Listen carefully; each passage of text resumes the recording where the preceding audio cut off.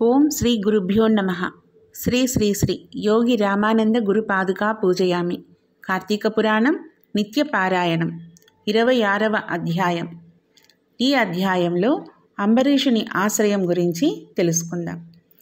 దుర్వాస మునీంద్ర, నీవు అంబరీషునికిచ్చిన శాపం మేలునే కలగచేస్తుంది. నీ వాక్కు వ్యర్థం కానీయరాదని నేనే 10 జన్మలు ఎత్తగలవాడను. నీవు వెంటనే అంబరీషుని వద్దకు వెళ్ళు. తన కారణంగా నీకు ప్రాణాంతర కష్టం వచ్చిందని జరిగిన దానికి తొందరపాటుకు విచారిస్తున్నాను అని మొరపెట్టుకుంటే అంబరీషుని వల్ల మేలు కలుగుతుంది. ఘటన సమర్థుడైన శ్రీహరి ఆదేశించిన ప్రకారం సుదర్శను వెంట తరుముగా అంబరీషుని చెంతకు చేరుకున్నాడు దుర్వాస మహర్షి. అంబరీషుడు తన కారణంగా దుర్వాసునకు ప్రాణభయం ఏర్పడిందని విచారిస్తున్నాడు. విప్రునకు విపత్తు కలగజేయుట ధర్మం కాదు.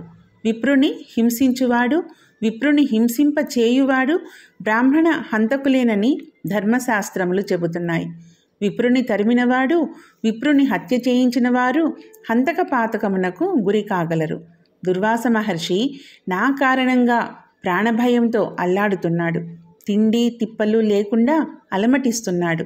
కర్తవ్యం తెలియక కలవరపడుతున్న నిష్ఠాగరిష్ఠుడు, యోగ సంపన్నుడు, నైష్ఠికుడు అయిన విప్రశ్రేష్ఠుడు నా మూలముగా కష్టం కలిగిందని వాపోవుచు అంబరీషుడు హరిధ్యాన తత్పరుడై కలవరం చెందుతున్నాడు. ఆ సమయంలో దుర్వాసుడు వచ్చి శరణు అంబరీషా శరణు, నీవు మాత్రమే నన్ను ఈ సుదర్శన భారం నుండి రక్షించగలవు అని ప్రార్థించాడు.